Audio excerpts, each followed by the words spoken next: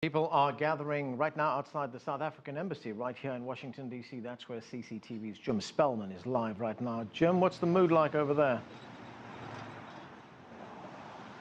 And in the 1980s, right here on this piece of land, right here in front of the South African embassy, people came to protest every week for years to protest apartheid. Just back in September, they put up this statue of Nelson Mandela, his right arm raised as he came out of prison.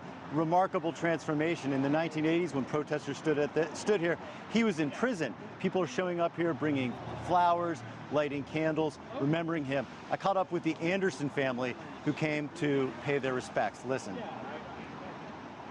Well, my dad took us down here just to take a picture, and he wanted to see. We always drive up here in the street, and I never really saw that statue right there. And so then I really never looked at his life. I'm probably gonna go home, see what more things he did, and just see what just be here. Of course, African American historical figures. So I know that this is going to be definitely a conversation in the home. This is kind of really it was really from such a long era, struggle. I mean, it's really from the beginning to the end of the struggle against apartheid. It's rare that there'll be a figure like this in your son's lifetime that you can learn about firsthand. Right. And I don't know if there'll be another. Yes, thankfully we have President Obama, who's the first African American president, but that's of the United States. I wasn't around during Martin Luther King. So Obama and Nelson Mandela are probably, as far as for African Americans, are probably the two most prominent figures that we can honestly think of.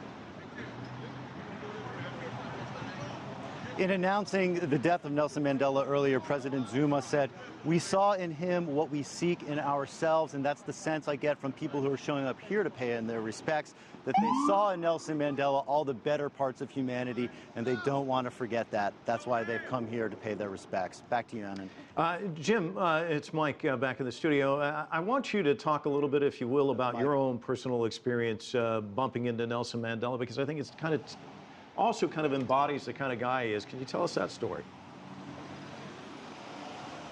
Yeah, a little bit after college, I was working at a catering company, and we catered an event right here in the embassy with Nelson Mandela. He had been out of prison just a few years at that point, and I've never met anybody in my life, Mike, that literally seemed to glow. There was this presence about him unlike anybody I've ever met.